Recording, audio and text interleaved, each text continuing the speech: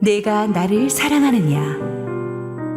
요한복음 21장 1절에서 17절 말씀입니다.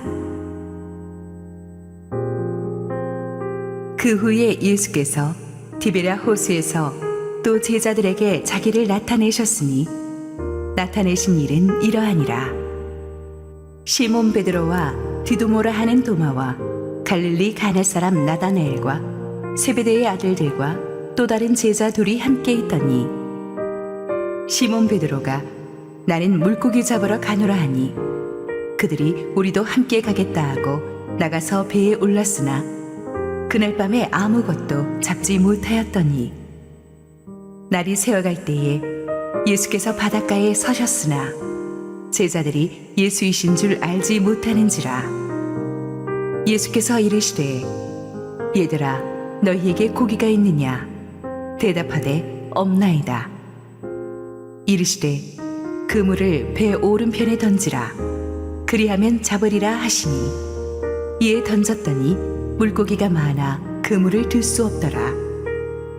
예수께서 사랑하시는 그 제자가 베드로에게 이르되 주님이시라 하니 시몬 베드로가 벗고 있다가 주님이라 하는 말을 듣고 겉옷을 두른 후에 바다로 뛰어내리더라. 다른 제자들은 육지에서 거리가 불과 한 50칸쯤 되므로 작은 배를 타고 물고기 든 그물을 끌고 와서 육지에 올라보니 숯불이 있는데 그 위에 생선이 놓였고 떡도 있더라. 예수께서 이르시되 지금 잡은 생선을 좀 가져오라 하시니 시몬 베드로가 올라가서 그물을 육지에 끌어올리니 가득히 찬 큰 물고기가 153마리라. 이같이 많으나 그물이 찢어지지 아니하였더라. 예수께서 이르시되 와서 조반을 먹으라 하시니 제자들이 주님이신 줄 아는 고로 당신이 누구냐 감히 묻는 자가 없더라. 예수께서 가셔서 떡을 가져다가 그들에게 주시고 생선도 그와 같이 하시니라. 이것은 예수께서 죽은 자 가운데서 살아나신 후에 세 번째로 제자들에게 나타나신 것이라. 그들이 조반 먹은 후에 예수께서 시몬 베드로에게 이르시되 요한의 아들 시몬아 내가 이 사람들보다 나를 더 사랑하느냐 하시니 이르되 주님 그러하나이다. 내가 주님을 사랑하는 줄 주님께서 아시나이다. 이르시되 내 어린 양을 먹이라 하시고 또 두 번째 이르시되 요한의 아들 시몬아 내가 나를 사랑하느냐 하시니 이르되 주님 그러하나이다. 내가 주님을 사랑하는 줄 주님께서 아시나이다. 이르시되 내 양을 치라 하시고 세 번째 이르시되 요한의 아들 시몬아 내가 나를 사랑하느냐 하시니 주께서 세 번째 내가 나를 사랑하느냐 하시므로 베드로가 근심하여 이르되 주님 모든 것을 아시오매 내가 주님을 사랑하는 줄을 주님께서 아시나이다. 예수께서 이르시되 내 양을 먹이라. 할렐루야. 우리 하나님께 감사와 영광의 박수 올려드리겠습니다. 축복된 주일 예배 자리에 나오신 모든 성도님들을 축복하고 환영합니다. 우리 함께 기도하시고 하나님 말씀 보겠습니다. 주님 은혜를 감사합니다. 하나님께서 주시는 사랑으로 우리가 또 오늘 이 말씀 앞에 섰습니다. 부족한 종은 감춰주시고 주님의 은혜가 충만하게 하옵소서. 예수님 이름으로 기도했습니다. 아멘. 지난주에 우리는 베드로가 주님을 3번 부인하는 안타까운 장면을 살펴보았습니다. 아마 그날 밤 일은 베드로 인생에서 다시 기억하기도 싫은 그냥 삭제해버리고 싶은 최악의 밤이었을 거예요. 그런데 우리 중 누가 베드로에게 돌을 던질 수 있습니까? 우리도 세상 살면서 반기독교 분위기가 강하면 좀 불리해질 것 같다 싶으면 예수 믿는 우리의 신분을 숨기고 주님과 상관이 없는 사람처럼 사는 경우가 많지 않습니까? 주님은 베드로를 버리지 않으셨고 심판하지도 않으셨습니다.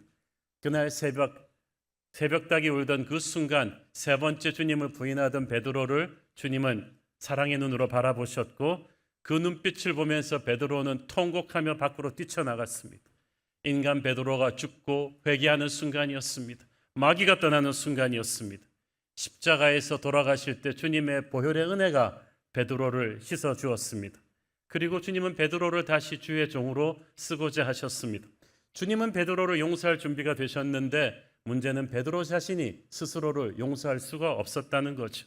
그래서 오늘의 스토리가 나옵니다.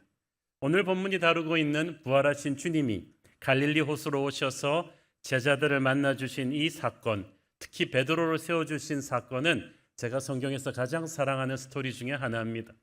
어떤 설교는 좀 시적으로 해야 되는 설교가 있고 논리적으로 해야 되는 설교가 있는데 오늘 설교는 좀 회화적으로 그림을 그리듯이 해야 될 것 같습니다. 우리 1절 말씀 봅니다. 그 후에 예수께서 디베라 호수에서 또 제자들에게 자기를 나타내셨으니 나타내신 일은 이러하니라. 여기서 그 후라는 말은 언제일까요? 부활하신 주님께서 막달라 마리아와 제자들에게 몇 번 나타나셨어요. 그래서 못자국 있는 손자국과 이 옆구리에 창자국까지 만져보게 하시고 제자들에게 성령을 받으라는 말씀도 하시고 제자들 보는 앞에서 먹을 것도 잡수셨어요. 그래서 부활하신 주님의 이 부활하셨다는 사실을 제자들한테 분명히 확인시켜 주셨는데 다시 떠나신 거예요. 그래서 제자들은 다시 디베라 호수, 갈릴리 호수로 모이게 되었습니다. 무엇보다도 지금 주님을 십자가에 못 박은 종교 지도자들이 주님의 제자들도 찾으려고 눈에 불을 켜고 있는 판에 예루살렘에 있는 것이 위험하기도 했고 또 주님께서 당부하신 말씀이 있었어요. 마태복음 28장 10절 이에 예수께서 이르시되 무서워하지 말라 가서 내 형제들에게 갈릴리로 가라 하라 거기서 나를 보리라 하시니라. 아멘. 오랜만에 제자들이 다시 갈릴리 호숫가로 돌아왔습니다. 제자들의 마음이 어떠했겠습니까? 그들은 부활하신 주님을 보았어요. 주님이 부활하셨다는 것은 확인했지만 그 부활의 의미가 앞으로 자신들의 남은 인생에 어떤 영향을 끼칠 것인지 정확한 그림이 없었어요. 무엇보다도 겟세마네에서 주님을 버리고 도망간 죄책감이, 부끄러움이 그들 모두에게 있었어요. 특히 베드로. 자기는 다른 제자들과는 다르다고 큰 소리 쳐놓고 세 번 주님을 부인한 그 사실을 모두가 다 알기 때문에 그는 동료들과 함께 있으면서도 눈치가 보였겠죠. 부활하신 주님을 배웠지만 안에서 죄책감은 사라지지 않았어요. 그래서 영적인 패배자들이 되었던 거예요. 이건 뭐 밥을 먹어도 밥맛이 없고 잠을 자려고 해도 잠도 안 오고 죽으려니 용기가 없고 살려니 의욕이 없습니다. 그래서 모두 마음이 너무 다운돼 가지고 서로가 서로에게 말 걸기도 힘든 분위기, 그런 마음으로 그들은 한참을 자신들이 옛날에 누볐던 갈릴리 호수를 바라보고 있었는데 갑자기 시몬 베드로가 벌떡 일어납니다. 항상 먼저 하는 사람은 베드로지. 3절 시몬 베드로가 나는 물고기 잡으러 가노라 하니 그들이 우리도 함께 가겠다 하고 나가서 배에 올랐으나 그날 밤에 아무것도 잡지 못하였더니. 왜 갑자기 뜬금없이 그들이 물고기 잡겠다고 나섰을까요? 이게 평생 그들에게 익숙한 일이었기 때문이죠. 사실은 그들은 어부가 천직인 줄 알고 살던 사람들 아닙니까? 딴 걸 하겠다는 생각도 못했는데 그 당시는 직업 한번 정해지면 보통 바꾸지 않았거든요. 예수님 만나가지고 어부가 아닌 사람으로 3년을 살아본 거예요. 사람 낚는 어부 되는 준비를 하고 사는 거죠. 그런데 이제 예수님이 안 계시는 상황에서 너무 마음이 가라앉으니까 다시 익숙한 옛날의 모습으로 돌아왔어요. 우리도 그래요. 베드로처럼 영적으로 무너져 내리고 나면 옛 습성으로 다시 돌아가려는 유혹에 빠집니다. 꼭 죄를 짓는다기보다는 예수님 없이 살던 과거의 내 프로페션, 과거의 내 자신으로 돌아가는 것. 옛날 만나던 사람들 만나고 옛날 하던 일을 하고 영적 의미가 없는 인생으로 돌아가는 거예요. 예수님은 분명히 베드로를 처음 부르셨을 때 네가 사람 낚는 어부 되겠다고 하셨는데 이제 베드로는 자기 다시는 고기 낚는 어부로 돌아가겠다는 거예요. 영적으로 무너지고 남은 예수님 만나기 전의 삶으로 회귀하려는 본능이 우리에게 있습니다. 그러나 한번 하나님의 부르심을 받은 사람들의 삶은 자기가 접고 싶다고 그렇게 쉽게 접을 수 있는 게 아니에요. 3절 보세요. 배에 올랐으나 그날 밤에 아무것도 잡지 못하였더라. 이게 심플한 말 같지만 밤새 처절하게 노력했지만 아무 소득이 없었다는 거죠. 이 제자들이 초보 낚시꾼이 아니지 않습니까? 어릴 때부터 그것만 하고 살아온 프로페셔널이에요. 베테랑 어부들인데, 그러니까 고기 많이 나오는 지점도 알고 밤에 어디 가서 그물질 해야 되는지도 알았을 거예요. 전문가들이 11명이나 붙어서 최선을 다했으니까 상식적으로 고기가 조금이라도 낚여야 되는데 아무것도 잡지 못했다는 것은 이제 우리는 옛날의 우리가 아니라는 거죠. 옛 삶으로 돌아가려고 해도 그렇게 할 수 없었다는 것입니다. 그리고 주님은 그렇게 하게 섭리하셨어요. 뜻이 있으셔서. 4절, 날이 새어갈 때 예수께서 바닷가에 서셨으며 제자들이 예수이신 줄 알지 못하는지라. 새벽에 이르기까지 그물질을 했으니까 막 파김치가 되었죠. 고기를 한 마디 못 잡았기 때문에 몸이 더 다운된, 여러분 그렇지 않아요? 같은 경기를 해도 이기고 있는 팀은 지치지 않습니다. 신나죠. 같이 하루 종일 노동해도 장사 잘 되는 집주인은 피곤한 줄을 모릅니다. 막 땀에 비같이 흘러도 막 휘파람을 부르죠. 문제는 노력은 노력대로 하는데 되는 게 없는 집. 같이 뛰었는데 지고 있는 팀. 이거는 뭐 몸도 마음도 다운되게 되는 거. 지금 제자들이 그 상황이에요. 야, 어떻게 우린 이제 뭐 하나 제대로 되는 게 없구나. 영적으로도 죽을 수 없는데 옛날 육의 삶도 안 되네. 그렇게 잘 읽던 고기 잡는 일도 안 되니 이제 우린 뭐 하고 사냐? 그 시점에 주님이 그들에게 오셨어요. 4절 읽습니다. 날이 새어갈 때 예수께서 바닷가에 서셨으나 제자들이 예수이신 줄을 알지 못하는지라. 아마 날이 밝아오는 새벽이니까 호숫가 특유의 안개가 피어올랐기 때문이고 주님이 멀리 계셨기 때문이기도 하겠지만, 무엇보다 제자들은 주님이 설마 그분이실 거라는 걸 상상을 잘 못했어요. 주님이 분명히 갈릴리로 가서 기다리라고 했으니까 거기 계시는 분이 주님이라고 누군가 생각은 해야 되는데, 여러분 그런 거예요. 영적으로 너무 무너져 있으면요, 영적으로 성령 충만할 때는 너무나 심플하게 보이는 게 안 보여요. 지금 제자들이 그 상황이에요. 주님께서 제자들이 처음 물고기 잡으러 나갔을 때도 오실 수 있었는데, 하필이면 새벽녘까지 그물질을 하다가 지칠 대로 지쳐서 빈손이 되었을 때 오셨다는 사실이 중요합니다. 우리 주님이 우리에게 오시는 때는 항상 우리의 인생이 빈배일 때입니다. 광야 속에 있을 때, 우리 힘으로 하다가 안 될 때, 절망이라고 생각하는 그 시점에 주님이 오십니다. 우리의 육체가 지치고 전문성도 노력도 인맥도 뭐 아무 소용없고, 그래서 자존심이 완전히 땅에 떨어졌을 때 오십니다.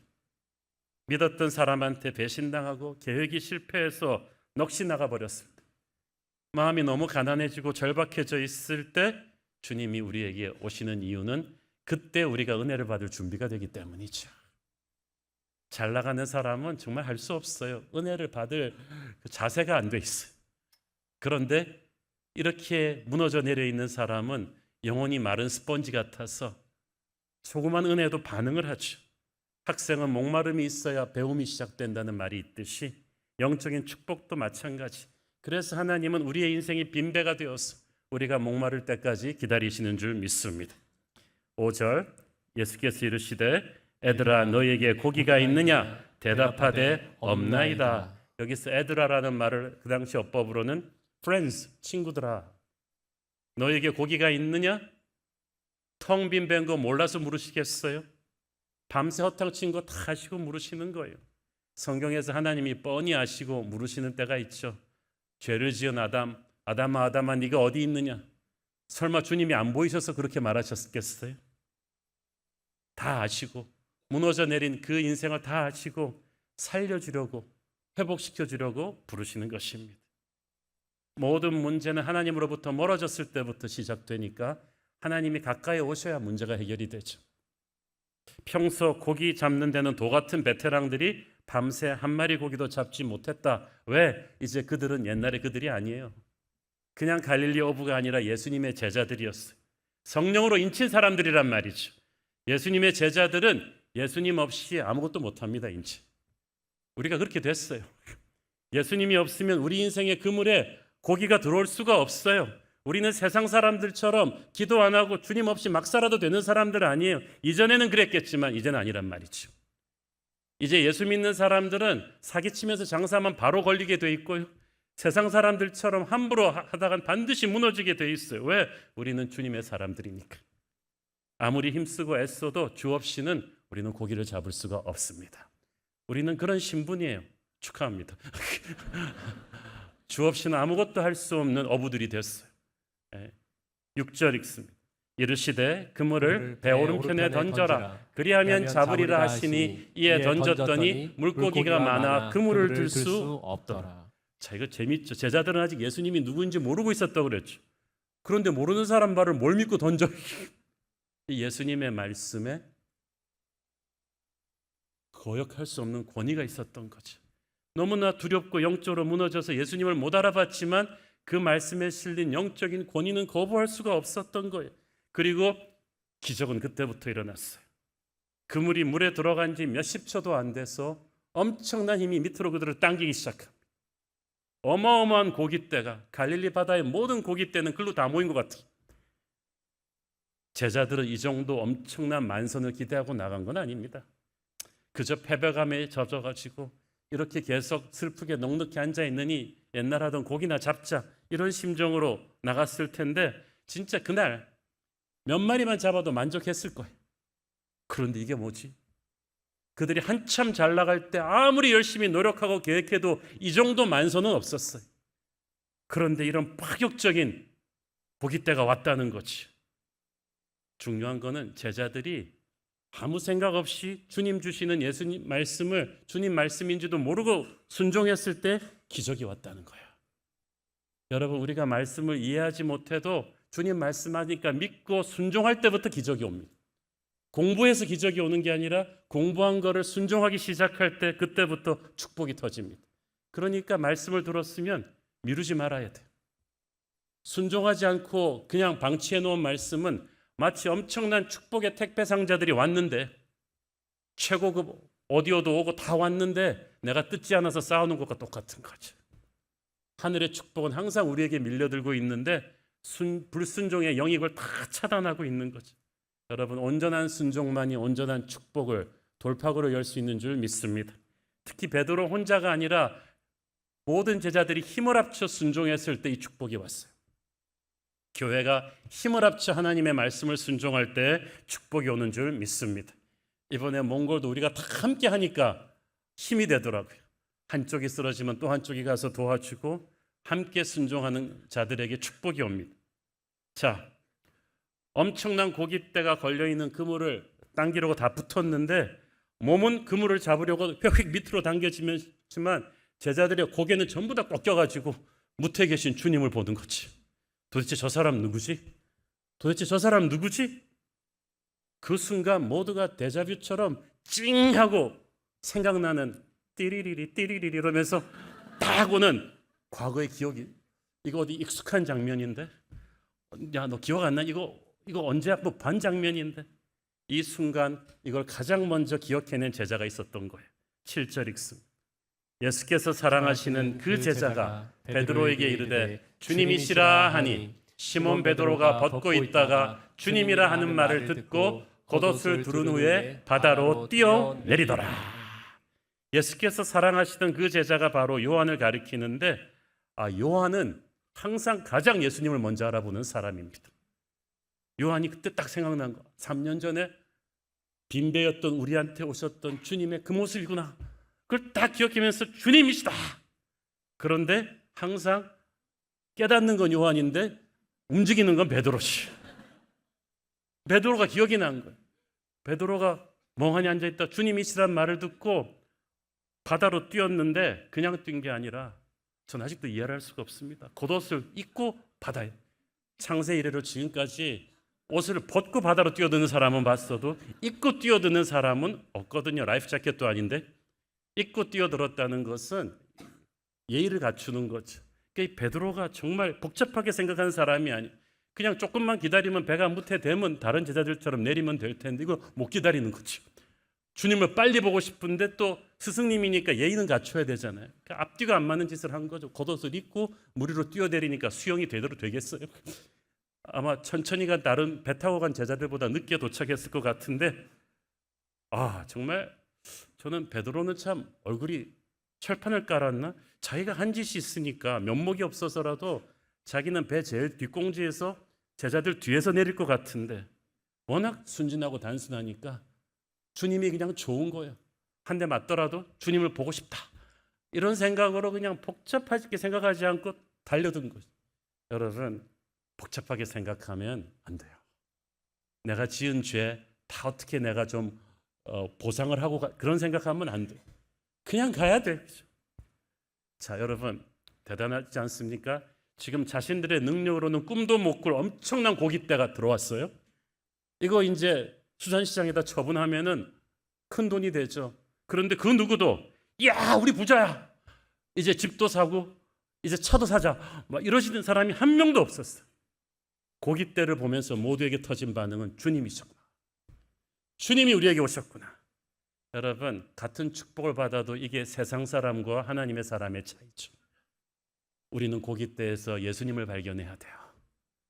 우리의 힘으로 불가능한 축복이 내게 왔을 때, 야, 나 로또다, 이렇게 하는 것이 아니라 주님이 내게 오셨구나, 이건 은혜구나, 주님이 임재구나. 회복은 물고기가 아니라 주님을 다시 만나는 데 있었어요.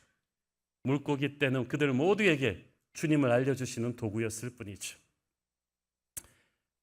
자, 베드로는 헤엄쳐서 무태 닿았습니다. 제자들도 노를 저어서 정상적으로 온 사람들은 배를 무태 대고 주님 계신 곳을 모였습니다. 주님이 물에 빠져서 나온 베드로를 보면서 참 기가 차졌을 것 같아. 참 생쇼를 하면서 그래서 물에 탁 털고 나오는데 이미 숯불을 피워 놓으시고 생선과 떡을 굽고 계셨습니다. 잡은 고기도 갖고 오라고 하셨어요. 11절 읽습니다. 시몬 베드로가 올라가서 그물을 육지에 끌어올리니 가득히 찬 물고기가 153마리라. 이같이 많으나 그물이 찢어지지 아니하였더라. 저는 옛날에 모나미 볼펜에 왜 153이라고 쓰여 있는지 이거 보고 알았어요. 이 숫자인 거예요. 어떻게 이렇게 숫자를 정확하게 기록했는가? 어부들, 요한이 썼잖아요. 어부들은 자기가 잡은 물고기 반드시 숫자 기록합니다. 수산시장에 팔아야 되니까, 그렇죠? 그러니까 기억이 정확한 건데, 지금 가보면 이 베드로 고기라고 해서 요만한 고기인데 그 당시는 물고기가 아주 컸다고 해요. 그래서 이 153마리인데 주님께서 이미 생선을 굽고 계셨어요. 자, 여러분, 2000년 전 그 갈릴리 호숫가의 여명 속에서 주님이 직접 요리를 해주시는 이 멋진 바닷가 조찬을 상상을 해보십시오. 전에 성지순례 갔을 때 제가 여러분들을 위해서 일출 때 찍은 갈릴리 영상을 한번 보여드리기 아까워서 두 번 다시 보여드립니다. 동이 틀 때 갈릴리 호수 정말 아름답습니다. 바람도 시원하고 분위기 최고입니다. 주님께서 손수 떡 구워주시고 고기 구워주시고 바베큐 파티를 해주셨습니다. 교회 성경 공부나 순예배를 가끔씩 이런 세팅으로 해보면 환상적일 것입니다. 그렇다고 해서 너무 순장님들을 뽑지 마시고, 그들은 한동안 아무 말도 하지 않고 밥만 먹습니다. 예수님 앞에서 아무 말도 할 수 없어요. 저는 주님께서 아무 말씀도 안 하시고 일단 좋은 분위기에서 먹이셨다는 사실이 기가 막힌 세계 최고의 심리학의 대가입니다. 사실 여러분, 말이 여기까지 치밀어 올랐을 때 대부분 어리석은 말을 하기 쉬워요. 해야 될 말이라도 다 해서는 안 되는 때가 있는 거죠. 우리 같았으면 용서할 땐 하더라도 한마디는 좀 했겠죠. 그렇죠? 야, 이것들아, 그래, 밥이 넘어가냐? 내가 3년 동안 니들한테 어떻게 했는데 니들이 나한테 이럴 수가 있느냐? 머리 감은 짐승 거두지 말라고 해. 특히 너 베드로는 일로 와. 이 앞에 앉아. 너 뭐 죽어도 나와 함께 하겠다더니 군병들도 아니고 계집종들 앞에서 나를 부인해? 그러고도 네가 수제자냐? 내가 너 그럴 줄 몰랐다. 말은 한마디씩은 좀 해주고 싶을 텐데 속에 있는 거 쌓아놓지 않아야 병이 안 된다던데. 그런데 아니에요. 예수님은 침묵하시면서 한 명이 바베큐 서비스를 하십니다. 그것도 째려보면서 하시는 게 아니라 따뜻한 사랑의 눈으로 제자들에게 불을 피워주시고 밥을 지어 먹이십니다. 제자들은 사실 두려워할 필요가 없었어요. 주님은 그들을 정죄하러 오신 것이 아니라 세우려고 오셨기 때문이죠. 우리가 수학 문제 풀다가 엉키면 다시 항상 처음으로 돌아가야 하듯이 신앙생활에서도 엉키면 다시 갈릴리로 돌아와야 합니다. 첫사랑의 자리로 돌아와야만 합니다. 그래서 주님께서 예루살렘이 아닌 갈릴리에서 다시 만나자고 하신 거죠. 이 셋업 자체가 주님의 메시지였어요. 밤새 고기 잡는 일이 허탕질되게 하시고 새벽에 오셔서 풍성한 고깃대를 주셨어요. 이게 우연의 일치겠어요? 주님이 이 모든 세팅을 처음 만나던 그 셋업으로 다시 재현하신 거죠. 왜? 주님은 다시 시작하기를 원하셨기 때문이죠. 갈릴리는 영원한 첫사랑의 자리입니다. 오늘 여러분 가운데 주님 앞에 면목이 없게 영적으로 허물어져 있는 분이 있다면 첫사랑의 갈릴리로 다시 돌아오는 역사가 있기를 바랍니다. 우리의 부족함으로 주님을 부인했습니다. 주님을 거리를 두었습니다. 그런데 주님이 우리를 용서하고 품어주십니다. 사람이 변하는 건 야단 맞고 몰아붙여서 되는 것이 아니라 주님의 그 용서의 눈빛을 바라보면서 되는 것입니다. 그때 우리가 다시 회복이 되죠. 그래야 사역이 돼요. 사역하기 전에 사역자의 마음이 은혜 받고 치유되고 회복돼야 됩니다. 해외에서 수고하시는 많은 선교사님들 집회 가보면 선교사님들이 가장 힘들어하는 건 현지 적응이 아니에요. 주님과의 이 뜨거운 사랑이 고갈되는 거죠. 사역이 너무 힘들어가지고. 그래서 그냥 맹목적인 격려 설교, 수고하십니다, 여러분들을 축복한 이런 게 아니라 정말 주님과의 복음의 기본으로 다시 돌아가서 주님과의 첫사랑을 회복하는 것. 왜냐하면 사역에 지쳐서 은혜가 없이 일하는 경우가 많았거든요. 베드로는 훗날 예루살렘 교회 전체를 책임지는 사도가 될 것입니다. 회복되지 않은 상태에서 사역하다가는 생명을 전하는 것이 아니라 상처를 전할 수가 있기 때문에 베드로가 제대로 회복되는 것이 필요했어요. 제자들과 베드로는 밥을 먹으면서도 숨죽일 듯이 아무 말도 안 하시고 예수님의 말씀을 기다렸습니다. 과거의 실패에 대한 질책은 없을 것인가? 아마 다들 너무 긴장하다 보니까 왜 그런 거 있잖아. 주님 차라리 한 대씩 패세요. 한 대씩 맞으면 속이 시원할 텐데 죽을 죄를 지었는데 주님이 아무 말도 안 하시고 밥을 먹이시는 거예요. 혹시 이거 최후의 만찬 아니야? 너희같이 의리 없는 것들하고는 이제 끝이다. 마지막으로 밥이나 잘 먹고 가라. 이러려고 하시는 것인가? 전부 다 긴장 상태.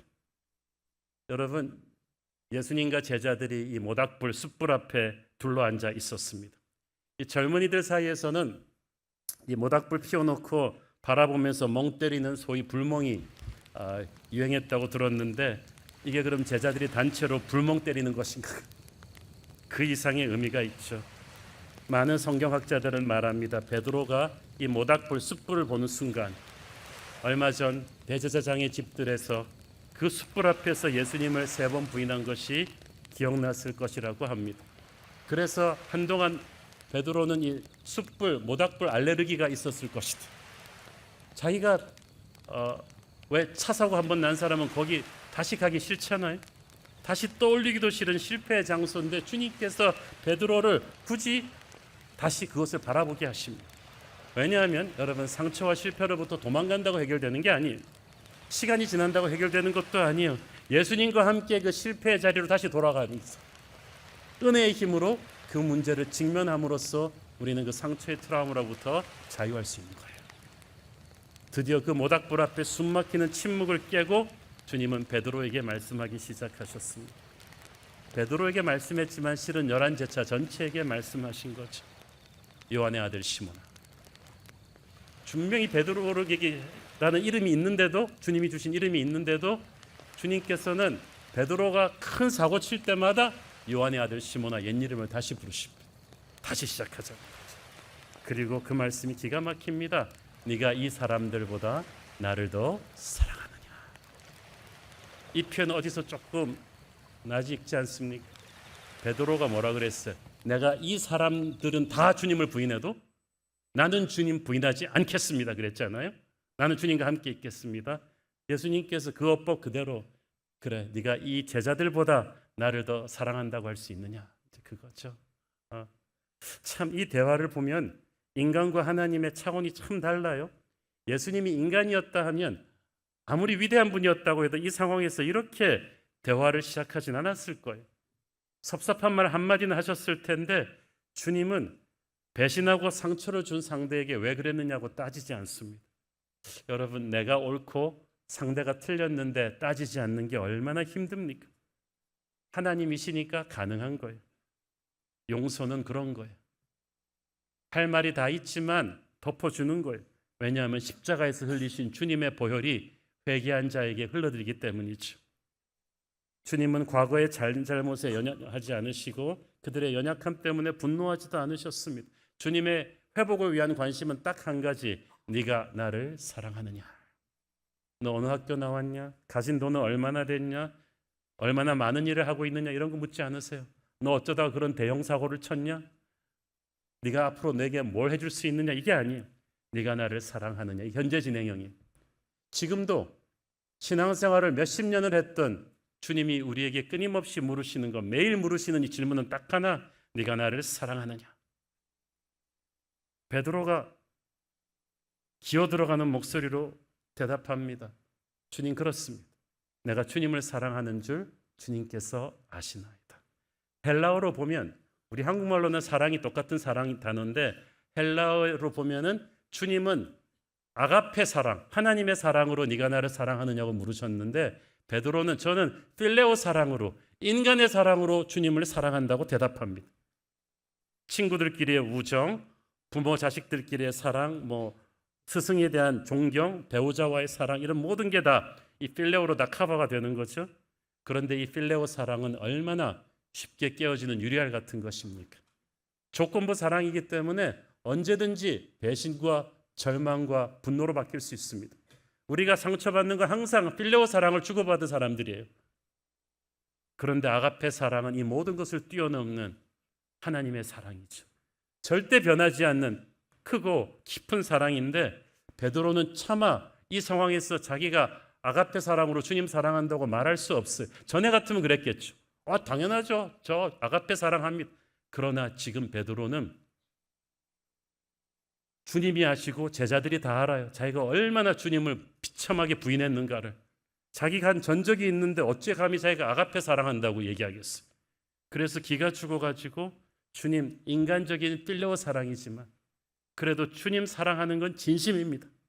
베드로가 비로소 자기의 무기력함을 선언한 거예요. 저는 아가페 사랑 제 힘으로 못합니다. 제가 못해서 무너진 거 주님 아시잖아요. 그 순간 주님께서 이 겸손한 모습에 미소 지으셨습니다. 내 양을 먹이라. 여러분, 하나님 나를 사랑하느냐고 내 양을 먹이라는 사실 논리적으로 맞지 않는 거예요. 그렇죠? 사랑한다면 너 왜 그랬니? 이렇게 나와야 되는데 내 양을 먹이라. 갑자기 권위를 주는 거예요. 여기서 우리는 뭘 볼 수가 있습니까? 영적 리더십의 자격은 내가 가장 자격 없다고 생각될 때 주어지는 거예요. 어떤 사람들은 묻습니다. 아니 그러면 이 말씀은 우리가 마구 죄를 짓고 사고를 쳐도 주님 사랑합니다 이 말만 하면 우리가 다시 사역할 수 있는 건가요? 그렇지 않아요. 정말 치명적인 죄를 짓고 완전히 회개하고 돌아오지 않으면 사역해서는 안 되는 분들이 있죠. 중요한 거는 베드로는 이미 세 번째 주님 부인하고 다 굴었을 때 회개한 사람이었다는 거죠.